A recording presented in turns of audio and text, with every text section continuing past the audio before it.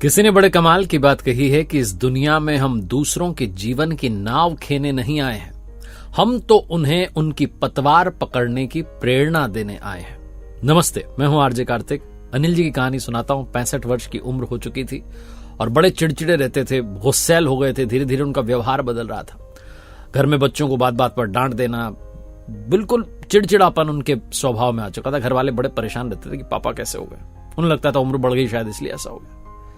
और अनिल जी को अंदर से लगता था कि मेरे साथ ये हो क्या रहा है, मैं बात बात पर इतना गुस्सा क्यों हो रहा हूं। तो अनिल जी ने एक दिन जब वो ध्यान से, पूजा पाठ से जब उठे वहां से, आसन से, तो उन्होंने अपने अंदर एक बदलाव लाया।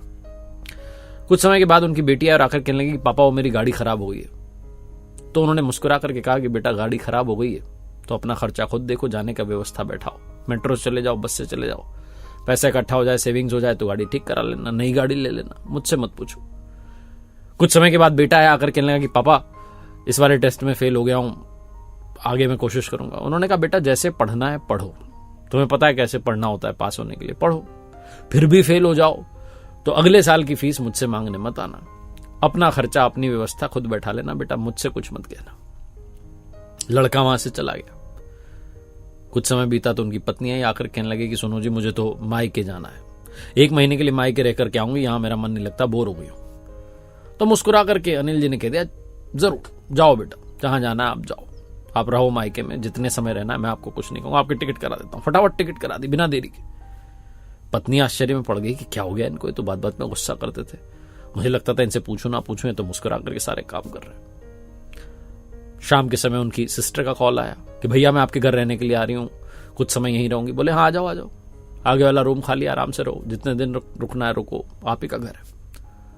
परिवार के बाकी लोग जो हैं बड़ी टेंशन में आ गए कि इनको हो क्या गया। कुछ दिनों तक उनका यही व्यवहार चलता रहा, जैसे उन्हें कोई फर्क ही नहीं पड़ता, जो हो रहा है होने दो, जो चल रहा है चलने दो।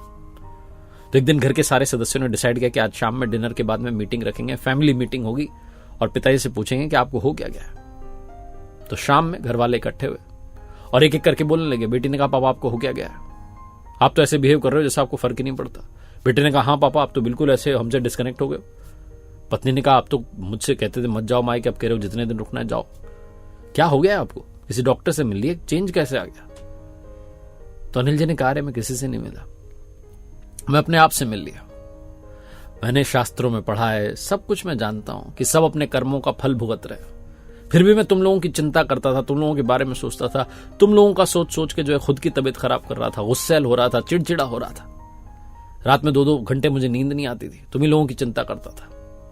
फिर एक दिन मैंने एक दवा ले ली जिसका नाम है अब मुझे फर्क नहीं पड़ता, क्योंकि मुझे फर्क पड़ भी जाएगा, मैं चिंता कर भी लूंगा तो होगा कुछ नहीं, होगा तुम्हारे कर्मों से, तुम्हारे व्यवहार से, तुम्हारा जीवन तुम्हें देखना है। मैं क्यों गुस्सा करूं, मैं क्यों परेशान रहूं, तुम्हें जो अच्छा लगता है, तुम भी तो कुछ सोचते होंगे, तो अपनी पसंद से जैसा जीवन जीना है जियो। मैं तुम्हारी नाव को खेने नहीं आया, मैं तो बस ये कह सकता हूं कि पतवार पकड़ लो, किनारे तक चले जाओ। घर वालों की आंखें नम हो गई, इमोशनल हो गए। बोले पापा आप ऐसा क्यों कह रहे। बोले नहीं बेटा सच तो यही है ना, हर आत्मा अपने कर्मों की स्वामिनी है, सबको अपने कर्मों का फल भुगतना है, मैं किसी का कुछ नहीं कर सकता, सोच सोच के खुद का ही नुकसान कर रहा हूं। बहुत छोटी सी कहानी है जो ये बताती है कि हम कई बार अपनों के बारे में सोच सोच कर, चिंता करके खुद को नुकसान पहुंचा रहे होते हैं। हमें कई बार उन पर भी भरोसा करना चाहिए, उन्हें अपने हाल पर छोड़ना चाहिए, ताकि वो भी समझें कि जीवन जीना क्या होता है।